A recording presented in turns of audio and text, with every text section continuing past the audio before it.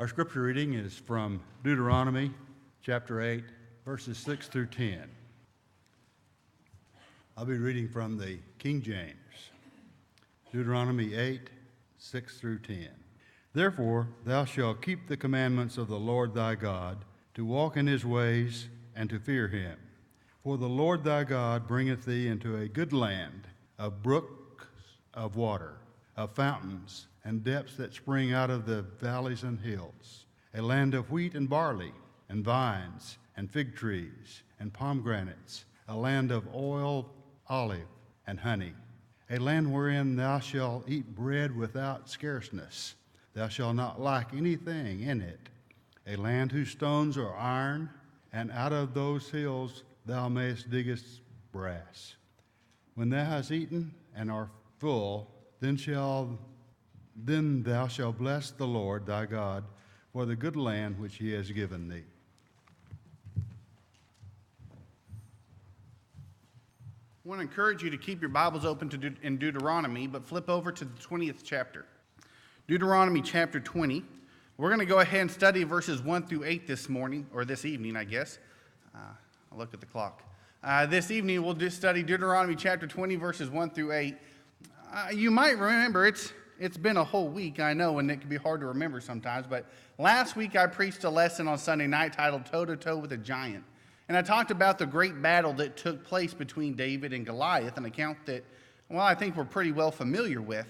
But I equated it somewhat to our lives and in the battle that we're in and how it could be a challenging battle and a difficult battle, but a battle that we need to fight. I want to talk tonight about another battle that the children of Israel were about to be involved in. Deuteronomy chapter 20 is right before the children of Israel go into that promised land. I want you to think about that because we mention that from time to time, but try to, as much as you can anyway, put yourself in their shoes and realize what it is that has to be going on in their minds at this time. God has promised them this land. It's not a new promise. This promise dates back several hundred years. I mean, back to their forefathers, to Abraham, Isaac, and Jacob, 400 plus years ago, this promise was made. In between that time, they were slaves in Egypt for a long period of time. They almost got there sometime before, about 40 years before, but well, they lacked faith, and those spies, you remember the 12 spies that went, and 10 came back and said, oh, we can't do it, they're too big and they're too strong, and so they didn't go in. And so many of these individuals, though they've known of the promise, have known nothing in their lives but wandering around in a wilderness. They've known the promise. They've known that God has said, this land will be yours. And as the passage was read for us in a scripture reading, it's not just any land, it's a good land.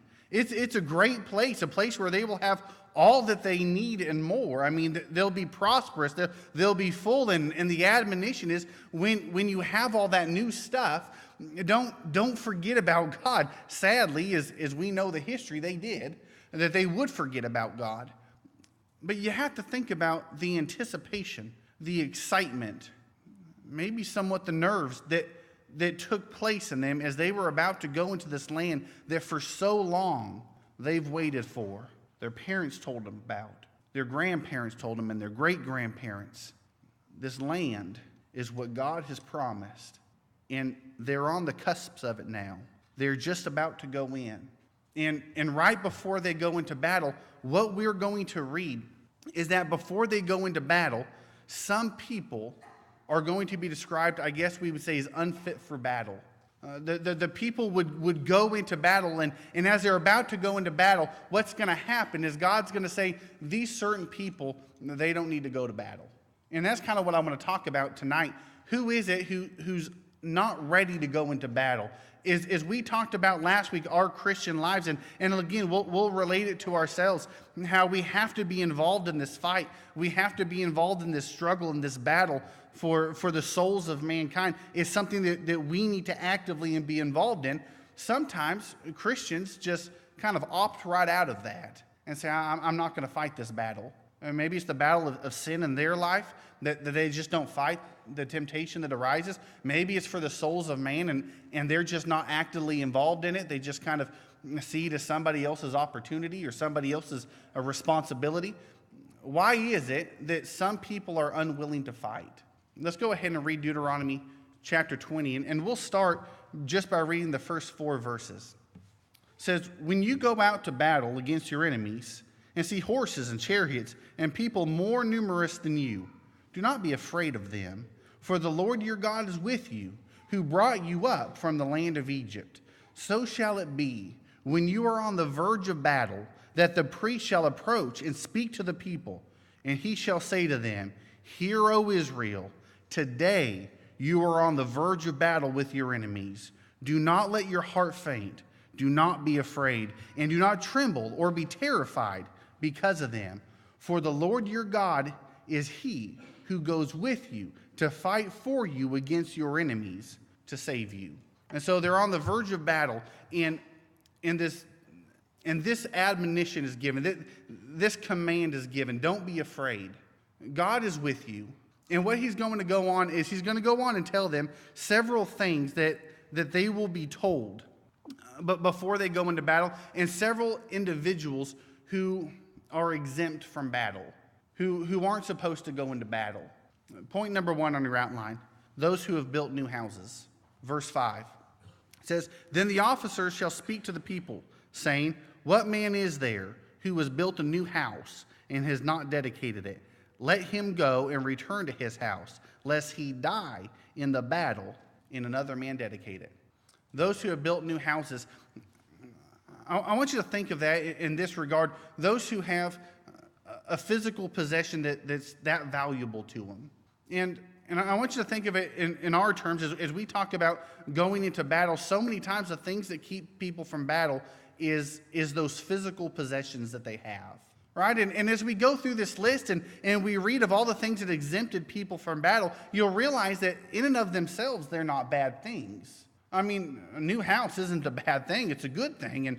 And possessions isn't a bad thing. And as we talk about possessions, I want you to realize that, really, I guess I could put it this way, probably everybody in here would realize that we have more physical possessions than most people in this world have. I mean, sometimes we think about riches and we think of the guy down the street who has the bigger house than we do, but in all actuality, all of us can say, compared to most of the world, I'm doing all right. I mean, compared to most of the world, I live a whole lot more comfortable, right? We have air conditioners in our houses, and we have rooms for, many of us have rooms for each of our children, and, we have possession. We have food more than we need. You can tell by looking at some of us, we have more than we need, and clothing. I've mentioned this before. I'm not a big shopper for clothing, but even I have a pair of running shoes and a pair of work shoes, or a couple of different pairs of dress shoes, to where I have my browns and my black. Well, we have so much more than most of the people in this world have. Many consider it a blessing to have a pair of shoes. We have a pair of shoes to match different outfits, to go along with different activities we're participating in.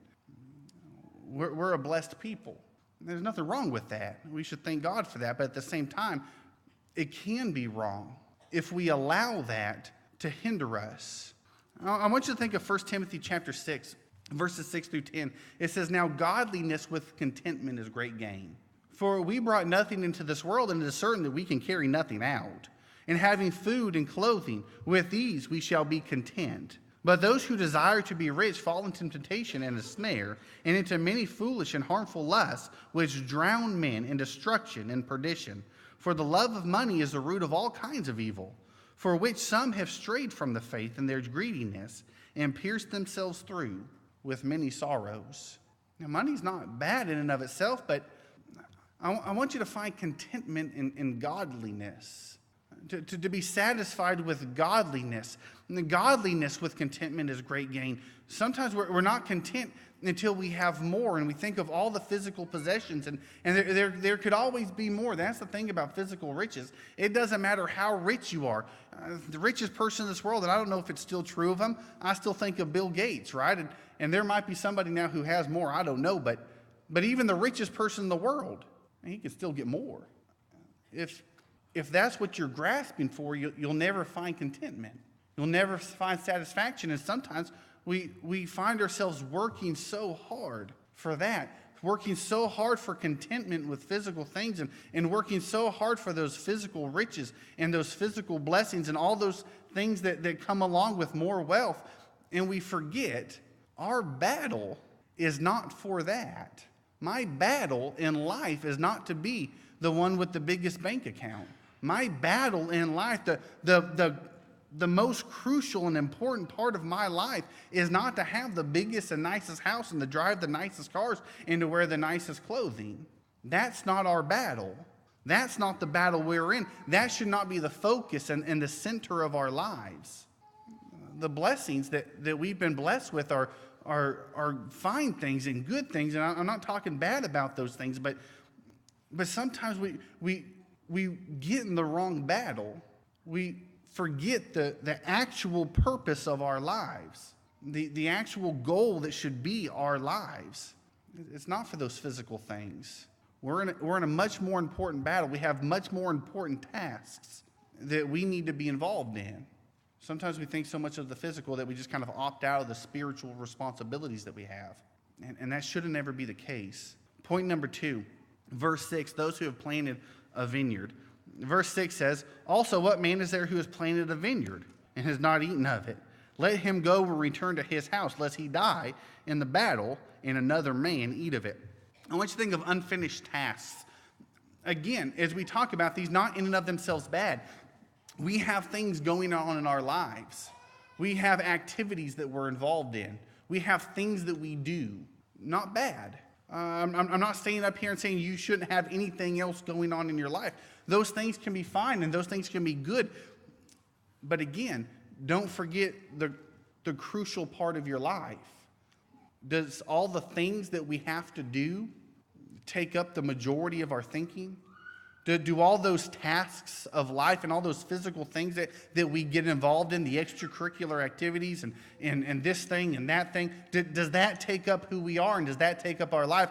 So much so that we kind of opt out of this spiritual battle that we're in. I can't be as strong of a Christian. I can't do all the things that I should do because, well, I'm too busy with this and with that and the other thing. Don't let those things take up your life. 2 Corinthians 6 verses 1 and 2 says, we then, as workers together with him, also plead with you, not to receive the grace of God in vain. For he says, in an acceptable time I have heard you. In the day of salvation I have helped you. Behold, now is the accepted time. Behold, now is the day of salvation. Hebrews chapter 3 verses 12 and 13 says, beware, brethren, lest there be in any of you an evil heart of unbelief in departing from the living God. But exhort one another daily while it is called today, lest any of you be hardened through the deceitfulness of sin. Sometimes we focus so much on all the tasks that we have going on in our lives and the different things that we fill our lives with, and we think the spiritual battle will be for a later day. Working for God is for later. I have so much going on right now, I can devote more time to God later. I can devote more time to working for God and fighting this battle later. And he said, no, today's the accepted day. And today's the day that you need to beware. Today's the day that you need to enter into this battle and be ready to fight this battle. Point number 3, those who are betrothed but not yet married. Verse 7 says, and what man is there who is betrothed to a woman and has not married her? Let him go and return to his house, lest he die in the battle and another man marry her. Again, I'm not going to stand up here and say that it's wrong to get married, right? I'm not going to stand up here and say that you shouldn't. I guess we don't do betrothal, but you shouldn't get engaged or anything along those lines. That's not the point. But the point is this: nothing should come in your way of fighting for the Lord. There is nothing more important than that. And as a matter of fact, I would suggest that you can't be the husband you should be or the wife that you should be. You can't be the family member you should be unless you're actively fighting for the Lord. My family needs to see in me a person who loves God and puts God first, and that's when I can be the best father that I can possibly be. That needs to be my number one priority. And sometimes even family can get in the way of doing that. I guess probably the first example many of us would think of would be Job's wife, when all those trials came upon Job, and she gave that advice to curse God and die, right? It stood in the way. And thankfully, Job didn't give in to it. But sometimes even family can get in the way. Jesus says something that many wouldn't consider politically correct, but he said in Matthew 10:34-37, he says, "Do not think that I came to bring peace on earth. I did not come to bring peace, but a sword. I have come to set a man against his father, a daughter against her mother, a daughter-in-law against her mother-in-law. And a man's enemies will be those of his own household. He who loves father or mother more than me is not worthy of me. He who loves daughter or son or daughter more than me is not worthy of me." I hope you love your spouse. I hope you love your children. I hope you love your family. But I hope you love God more. It's God who is your creator. It's God is the one who gives you your blessings. It's God is the one who has sent his son to die on your behalf, and there should be no one who comes in the place of serving God. He should be your first and your foremost. Don't let anything come in the way of serving him faithfully. And again, as I mentioned earlier, if you want to be the best spouse you can be, if you want to be the best parent that you can be, then serve God faithfully and show your family how to love God. Point number 4, last one. Those who are afraid. Read verse 8. It says, "The officers shall speak furthermore to the people and say, 'What man is there who is fearful and faint-hearted? Let him go and return to his house, lest the heart of his brethren faint like his heart.'" I want you to think of this as well. As a matter of fact, this week is our VBS, and the idea is courage. And we're talking about many people who did very courageous things. But as you think about courage and you think about not being afraid, I don't want you to think that not being afraid in the sense that he's using it is necessarily always in the sense that we use it. As you read about great men of the Bible who did very courageous things, it doesn't mean that it was easy for them to do. Sometimes we think about not being afraid as just a guy who just, oh, this is what I have to do, and they go do it, and there's no fear of persecution. There's no fear of any kind of harm or any kind of trouble, and they're just almost ignorant of the fact that bad things could happen to them that might hurt and might be uncomfortable. And that's not what he's talking about. He's not saying go into battle and not realize the danger that's present. What he's saying is overcome that. You might worry about physical pain. You might worry, but don't let that stop you from doing what you do. Paul knew change and tribulation awaited him when he got home from his third missionary journey. As he was traveling back to Jerusalem, in every city, the Holy Spirit testified chains and tribulation await you. He knew it was going to be hard, but he did it anyway. And that's what it is to be courageous. As a matter of fact, as you think about fear, it can be either a good thing or a bad thing. Fear is, well, think of Hebrews chapter 11. You think of fear, and, well, I don't know if it's in Hebrews chapter, but somewhere, and I can't think of it. I'm sorry about that. Noah moved with godly fear and built an ark. He moved with fear is what motivated him to do what he did. Fear is what moved him to do what he did. Other people, fear caused them to do what was wrong.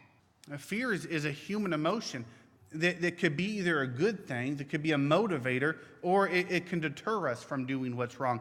Jesus actually said in Matthew 10 and verse 28, "Do not fear those who can kill the body, but cannot kill the soul, but rather fear him who is able to destroy both body and soul in hell." Some fear is wrong, other fear is good. Don't fear those who can destroy the body. Have a greater understanding. Understand that our fear shouldn't be for them. Our fear should be ultimately not doing what God has said. My fear should not be, but if I do what God has said, these people can hurt my body. The greater fear is if I don't do what God said, not only can my body be destroyed, but my soul. That's what fear is about. That's what overcoming our fears. That's what having a good and a godly fear is about. So many people won't do what God has said because they fear in the wrong way. They fear what this person will say or what these people will think or what these people will do. Don't fear that. Fear not obeying God and the consequences that follow a life of disrespect and non-obedience to God. As mentioned last week, we are in a battle. It's probably not the most glamorous way to describe the Christian life, but it's important to realize that. It's important for us all to remember that we are in a battle. Some people, though, don't fight it. Some people aren't willing to fight on behalf of the Lord. Seeing other things is more important. Don't be one who opts out of the battle. Don't be one who says, it's not for me. Don't be one who says somebody else will fight it. Be one who says, I'll fight. I'll go to battle. It's important enough. And I'm not going to let anything, no physical possessions, no activities that I'm involved in, not family, not fear, nothing. I'm not going to let anything get in the way of me fighting on behalf of my Lord for the souls of mankind. I'm going to offer an invitation at this time. And the reason we offer an invitation, as I always say, is because we're fighting for your soul. We want your soul to be saved. We want you to go to heaven.